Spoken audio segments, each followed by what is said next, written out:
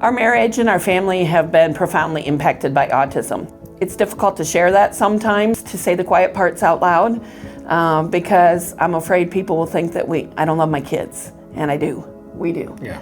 But it's hard. Autism is hard, and there's no way around it. As a mom, when my son was not responding to his name, it made me feel really sad because I did not know what was going on or why it was happening. When he would run away in public, I would always fear for his safety, and I had a fear of losing him, you know. Hannah and Jacob are two young adults, children, and they both have autism. They're 27 and 28. They still live at home with us. Hannah is what we would call, higher functioning on this end of the spectrum, and Jacob is on the other end of the spectrum. Probably functions at a 5-year-old level, I would say, for the most part.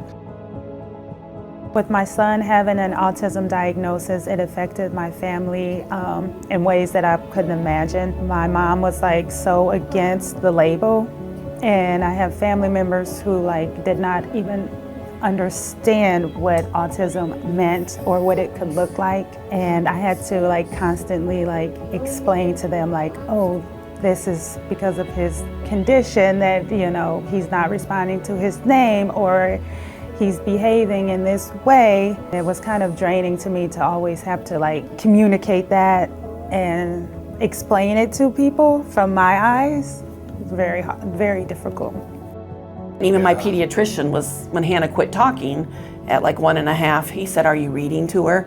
Implying that it was my fault that she wasn't developing. Back then, it was just judgment, judgment, judgment. I remember one time we were at McDonald's. I was with him by myself, and I put Hannah in the car seat and locked the car because I had a baby. I start to bring Jacob out, and she's running across the parking lot. She unhooked herself, and she's running across, and I'm carrying Jacob, and I have to pick her up, and she's kicking and screaming, and I heard one lady say, "Give me that kid for a day, I'll straighten her out." And they were whispering and talking, and I was so defeated and alone. We had, I'd been working 3 jobs trying to make ends meet, and Becky was home by herself. I remember being called at work to come home for lunch, and I'd end up what was supposed to be a half an hour lunch at home ended up being 2 hours because I couldn't leave her there. And then, try to explain that to your supervisor at that time, and that they were not very understanding. No. Not everybody understands how it's impacting a parent, and maybe they're feeling like they need to move through the grief process in regards to what they had hoped for their child versus what's realistic. There was a lot of places where we were on the wait list and we couldn't get in. The worst part for me was just worrying about what the future would look like for my son, if he would be able to be independent one day, if I would always have to take care of him. Many of our friends are becoming grandparents, and that for us, grandparenting is all but lost for us. And so that's something that we've had to grieve and work through. One of the hardest parts is when we're gone. And I know that Hannah has the cognitive capability to be able to process and understand, but Jacob doesn't. Mm-hmm. To him, dying and going to heaven is eternal separation from his parents. And that's a hard thing. Yeah.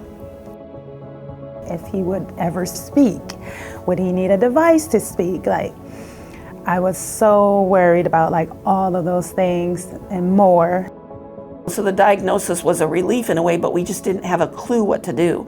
So the resources that we've received from Easterseals MORC as far as caregivers and respite are phenomenal, but the community, the information, yes. The awareness, and I think that's the main thing, is that we're not alone now. It's just so empowering and validating and encouraging that someone cares and wants to hear what we have to say. Someone cares about how hard it is. We're not by ourselves. Once we started services with Easterseals MORC, I was able to breathe. I was able to see a future for my son. I was able to envision him being very independent because he was making so many strides and improving so much. Never sent a kid to college, never had a baby shower, a bridal shower. There's a lot of things, but there are so many things that we do get to do. We get to go to the Capitol and watch Hannah share her story.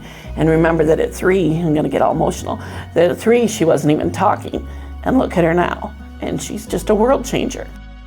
My name is Hannah and I am 28 years old. I decided to be an ambassador to help be an advocate and be a voice for not only my brother but other people. So I spoke at the Capitol. I talked about like destroying stereotypes for autism, not only autism but in mental health in general.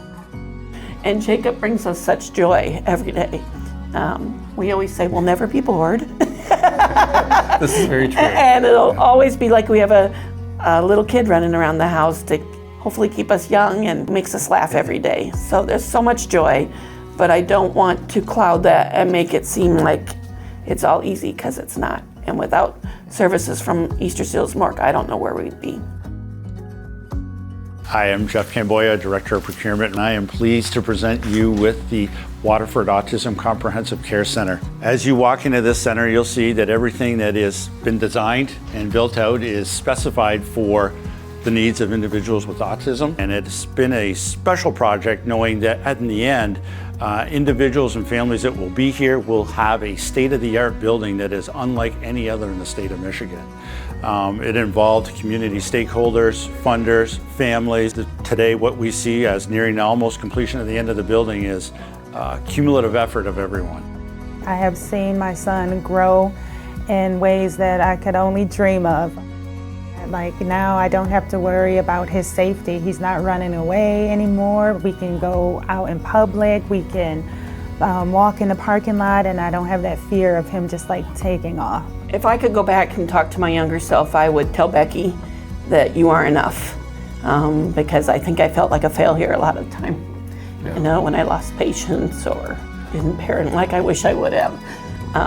When I was alone with him a lot and running him all over for PT here, OT there, speech there, which is why we need an autism center, taking 2 kids in 18 directions, I would say you're enough. You love them and you're doing the best you can. Yeah. And that's enough. I think others should get involved with this project because it's a way to change people's lives. I've seen firsthand how Easterseals MORC is dedicated and wants to better people's lives at home. What they need though is all of us to donate and to assist by turning blueprints into therapy rooms, wait lists into appointments, and worry into hope. Tonight I'm personally making a contribution of $5,000 to the Autism Center, and I'd like to personally invite you to join me at the forefront of autism care. Together, we have the opportunity to transform lives for individuals with autism and their families. So let's finish this.